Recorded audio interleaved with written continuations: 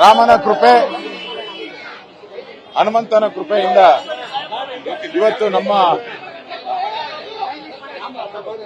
ಈಗಿನ ನಮ್ಮ ಜನರೇಷನ್ಗೆ ಒಂದು ಅಯೋಧ್ಯೆಯಲ್ಲಿ ಪ್ರತಿಷ್ಠಾಪನೆ ಆಗುವಂತ ರಾಮಲಾಲ ನೋಡುವಂತ ಒಂದು ಅವಕಾಶವನ್ನ ಪ್ರತಿಷ್ಠಾಪನೆ ಭಗವಂತ ಕೊಟ್ಟಿದ್ದಾನೆ. ಈ ಒಂದು ಹೋರಾಟದಲ್ಲಿ ಕಳೆದ 500-600 ವರ್ಷ ಯಾರು ಹೋರಾಟ ಮಾಡಿದ್ರು ಈ ರಾಮ ಜನ್ಮಭೂಮಿಗೋಸ್ಕರ ಅವರೆಲ್ಲರ ಪಾದಗಳಿಗೆ ನನ್ನ ನಮಸ್ಕಾರಗಳನ್ನ ತಿಳಿಸ್ತಾ ಇದ್ದೀನಿ. ಲಕ್ಷಾಂತರ ಜನ ಪ್ರಾಣವನ್ನ ಕೊಟ್ಟಿದ್ದಾರೆ. ಇಂಥ ಒಂದು ಸುವರ್ಣ ಅವಕಾಶ ಯಾವ ರೀತಿ ಸೋಮನಾಥವನ್ನ ಸರ್ದಾರ್ ವಲ್ಲಭಾಯ್ ಪಟೇಲ್ ಅವರು ನಿರ್ಮಾಣ ಮಾಡಿದ್ರು, ಅದೇ ರೀತಿ ಮೋದಿಯವರು ಇವತ್ತು ರಾಮ ಮಂದಿರವನ್ನ ನಿರ್ಮಾಣ ಮಾಡಿ ಇತಿಹಾಸದ ಪುಟಗಳಲ್ಲಿ ಸೂರ್ಯ ಚಂದ್ರ ಇರೋವರೆಗೂ ಕೂಡ ಈ ಒಂದು ಘಟನೆ ಉಳಿಯುತ್ತೆ.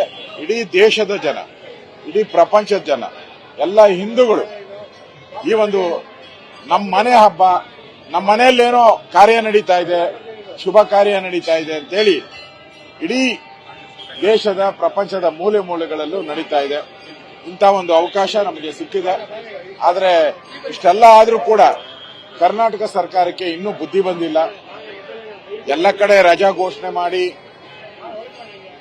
ದೇವರ ಕಾರ್ಯದಲ್ಲಿ ಪಾಲ್ಗೊಳ್ಳುವಂತ ಅವಕಾಶವನ್ನ ಎಲ್ಲ ಸರ್ಕಾರಗಳು ಕೊಟ್ಟಿದೆ, ಕೇಂದ್ರ ಸರ್ಕಾರನೂ ಕೊಟ್ಟಿದೆ.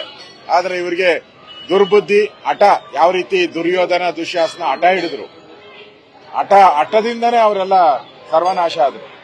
ಇವರು ಕೂಡ ಕಾಂಗ್ರೆಸ್ ಅವರು ಕೂಡ ಕೊಟ್ಟಿದ್ರೆ ಎಂತೆಂತದಕ್ಕೋ ಕೊಟ್ಟಿದ್ದಾರೆ.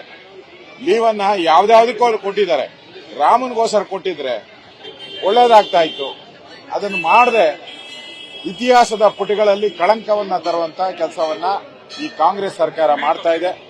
ಎಲ್ಲಿ ನಾವು ರಾಮ ಮಂದಿರಕ್ಕೆ ರಜಾ ಕೊಟ್ರೆ ಮುಸ್ಲಿಮರು ಬೇಜಾರು ಮಾಡ್ಕೊಂತಾರೆ, ಮುಸ್ಲಿಮರು ಓಟ್ ಹೋಗ್ತೈತೆ, ಮುಸ್ಲಿಮರು ನಮ್ಮ ವಿರುದ್ಧ ತಿರುಗ್ತಾರೆ.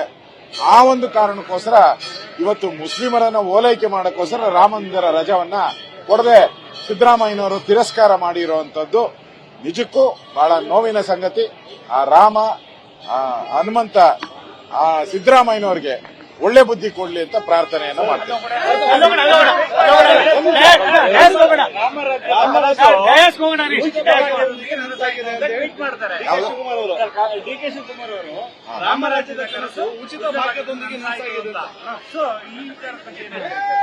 ನೋಡಿ, ರಾಮನನ್ನ ವಿರೋಧ ಮಾಡೋರು, ರಾಮನನ್ನ ರಜಾ ಕೊಡದೇ ಇದ್ದವರು, ರಾಮ ಮಂದಿರ ಕಟ್ಟಕ್ಕೆ ವಿಘ್ನ ಮಾಡದಂತ ಕಾಂಗ್ರೆಸ್ ಅವರಿಗೆ ನೈತಿಕ ಅಧಿಕಾರ ಅಲ್ಲ, ಯೋಗ್ಯತೆನೇ ಇಲ್ಲ ಅವರಿಗೆ. ಆ ಯೋಗ್ಯತೆ, ಆ ಮರ್ಯಾದೆ ಇದ್ದಿದ್ರೆ ರಜಾ ಕೊಡ್ತಾ ಇದ್ರು. ರಜಾ ಕೊಡದೆ ರಾಮ ಮಂದಿರದ ಕೇಸಲ್ಲಿ ರಾಮನ ಬರ್ತ್ ಸರ್ಟಿಫಿಕೇಟ್ ಕೇಳೋದವರು ಕಾಂಗ್ರೆಸ್ ಅವರು. ಬರ್ತ್ ಸರ್ಟಿಫಿಕೇಟ್ ಕೇಳದಂತ ಕಾಂಗ್ರೆಸ್ ಅವರಿಗೆ ಇದ್ರ ಬಗ್ಗೆ, ರಾಮನ್ ಬಗ್ಗೆ ಮಾತಾಡಕ್ಕೆ ಯೋಗ್ಯತೆ ಇಲ್ಲ.